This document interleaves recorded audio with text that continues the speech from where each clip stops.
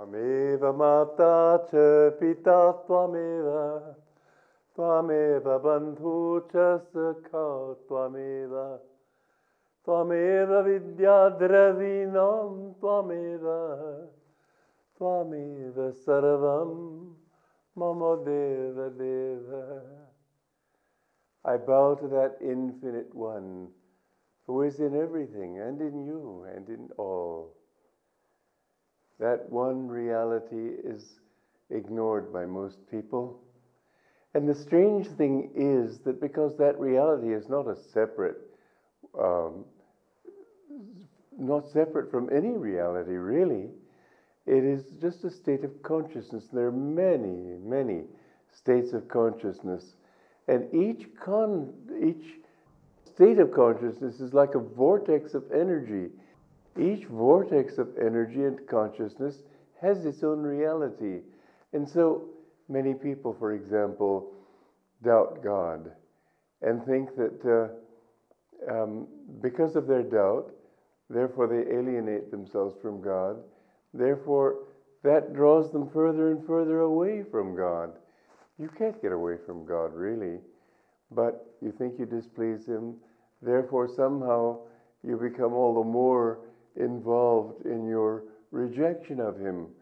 And you think, of course, because of that consciousness, that He, as you don't like Him, He doesn't like you. As you hate Him, He hates you. As you are indifferent to Him, He's indifferent to you.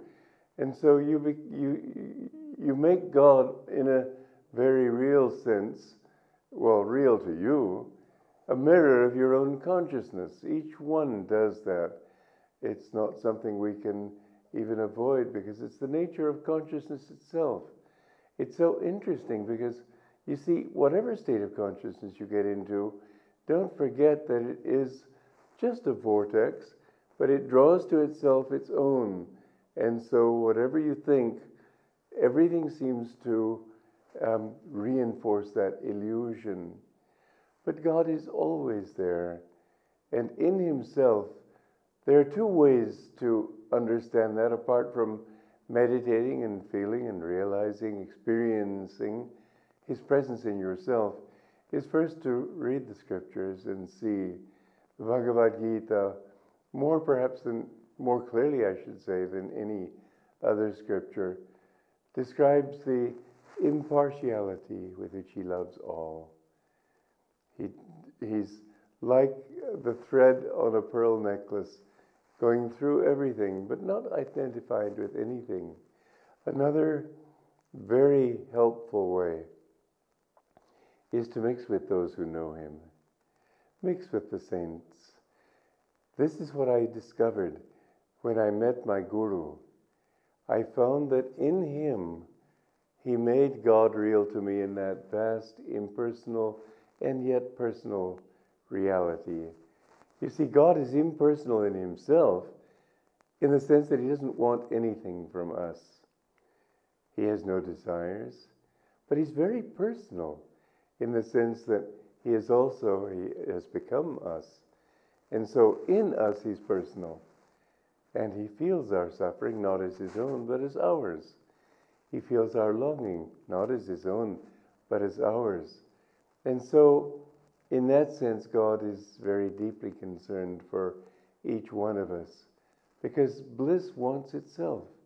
And when it sees this lack of bliss in people because of their pettiness, their meanness, their worldliness, their preoccupation with things, naturally that bliss wants to draw it, and that wish to draw human consciousness out of its misery into itself is what we call compassion. There's a beautiful passage in Autobiography of a Yogi. It's in Conversations with Yogananda, and of course Yogananda authored Autobiography of a Yogi. In saying number 147, during the last days of the Master's life, Binoy R. Shen, the ambassador from India, visited him at Mount Washington. A certain man, prominent in the Indian community of Los Angeles, arrived with the ambassador's entourage. For many years, this man had spoken against the master. When the master saw him among the guests, he made it a point of saying to him quietly, when out of earshot of the others, "Remember, I will always love you.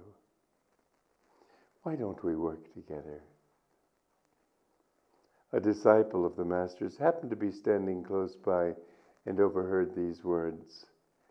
It turned out also that this moment was captured on film by a photographer. One wonders whether this wasn't for that man a very poignant moment. He is shown gazing at the master. In his eyes are a mixture of surprise and wonder. I wonder if that moment didn't change that man's life. In fact, I wrote a play, The Jewel in the Lotus, it was called, a one-act play about sort of fantasizing and thinking of that man as having had his life changed at that moment by that love. Because you see, I've experienced that love. I didn't have to have that kind of darkness overcome with love, but certainly we all have darkness. I had mine too. The darkness of ignorance, the darkness of intellectual pride, the need for God, which it was so deep and desperate in me, all of these. That love was so powerful. It was not an expression in the eyes, this we can imagine, but it was an actual power that radiated not only from his eyes, but from his entire being. You would really sometimes in his presence feel overwhelmed to tears with such love. That is the power that changes people. When you feel that love, you want to be worthy of it. When you feel that love, you understand that there is no other happiness in the world except love. When people treat you harshly, remember this truth. Why be bitter? Bitterness promotes suffering. Love promotes happiness. When you can love others, no matter how they treat you, it doesn't matter. Think of it as pure selfishness, if you like, that for your own sake love others, because you are happier when you love, and you are unhappy if you don't love. So in this way, God loves us. He gives us every incentive to love Him and to love others. And why are we happier when we love? Because we're in tune with ourselves. Somebody asked me recently, what is bliss? You know, you don't need to define bliss. Bliss is that which you find within yourself when you get rid of all other definitions. You don't have to define it. You don't have to say, all right, now I've got it. When you feel joy in your meditations, you don't feel like whipping out a notebook and taking notes. Like, well, now how did I do that one? You just suddenly say, oh, this is what I am. That's why in Patanjali's Yoga Sutras, it speaks of divine awakening as smriti, memory. You suddenly remember that's who you are. This is your native state. It isn't something foreign to you. Everything else is foreign, but that love and that bliss is not foreign. God chases after you, you might say, saying, can't you just remember who you are a little bit? Remember my love for you. Remember that you were made out of that love. Don't waste your time wandering in delusion. Don't waste yourself just going into these fogs of suffering and misery and pain. They're all just illusory. They're very real. While you're dreaming them, just as pain in a dream is real while you're asleep.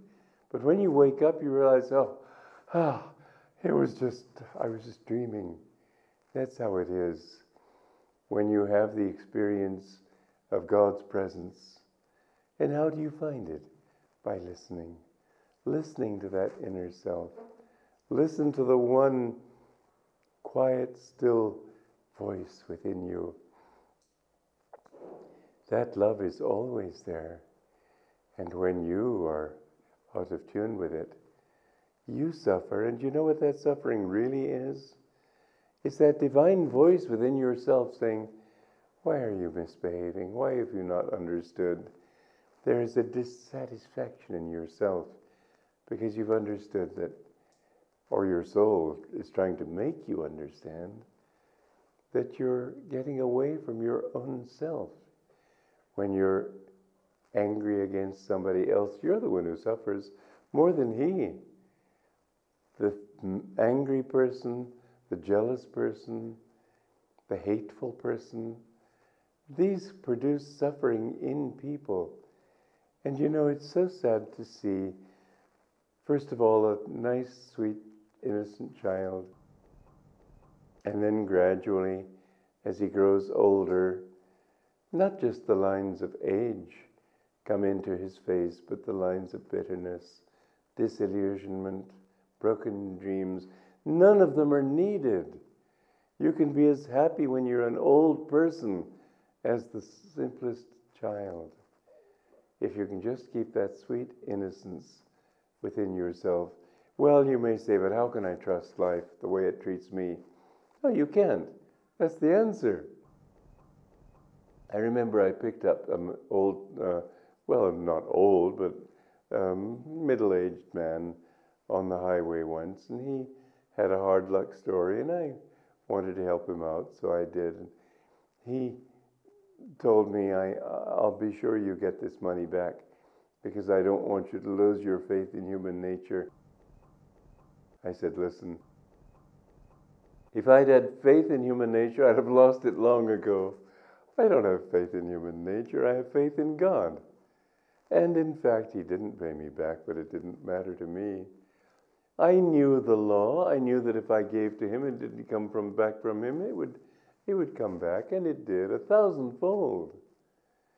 Remember that God is real. He's as much your friend as he is the friend of the greatest avatar who ever lived.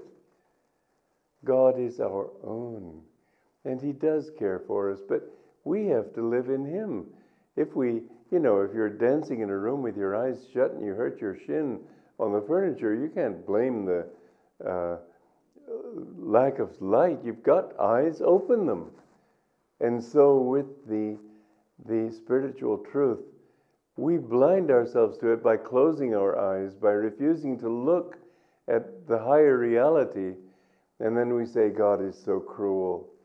Don't blame God, blame your own self. God is just impersonally, in that sense, sending out his rays like the moonlight. It shines on all equally. But if we close our eyes, we can't see it. That one light of God is always there. But we have to keep ourselves open to it. It isn't that God has favorites. It isn't that God gives his grace to some and withholds it from others. We hold ourselves back from that. We close ourselves off from it with ego. That one divine beloved is always whispering in your soul, calling to you, come within. Don't let your heart play the dancer of worldly desires. They never end in anything. And you know, the odd thing about it is that desire only sets up a condition on something you've got already. It says, I won't be happy until I get this or that or the other. One Indian told me in America years ago that he said Americans are the most superstitious people in the world. They're so proud of not being superstitious, but look at them. They think that, I can imagine a greater superstition than this, thinking that happiness can be found in inanimate objects. I thought that was a great thing to say. Don't think that you're going to find it by things. You set up a condition in your mind. You say, I won't be happy until I get this, that, or the other thing. And so you're not happy till you get it. And then when you get it, you remove that condition that says, I won't be, and so you're happy for a little bit. Why not be happy right now? You can be. Just realize that God is in you all the time. That's how you become a saint. Saints are not peculiar human beings.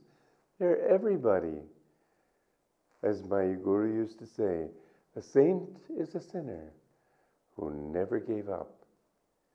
So listen to that call in your own self. This song is as if sung by God to the soul. May His joy be with you. Listen, listen, whispering within your soul, hints of laughter, hints of joy, sweet songs of sadness, of quenchless yearning for the light, for my love, your true home. Long your heart has played the dancer, long you've toyed with merest shadows of the treasures left behind you, deep in your soul. Long you've plumbed the dark for answers, long you've begged from beggars' empty hands, gifts of life they too were seeking, gifts none could share. Friend, how long will you wander? Friend, as long as you seek your home in a land where all are strangers, love locks her door. Leave to the weak his grave, and life to the coward leave his dreaming. Oh, my saint, wake up, reclaim the light, seek the truth behind all seeming. Leave to the weak his grave, and life to the coward leave his dreaming. Oh, my saint, wake up, reclaim the light, seek the truth behind all seeming. Turn, turn, turn within, in silence of soul, in cave of love, find my abode. Listen,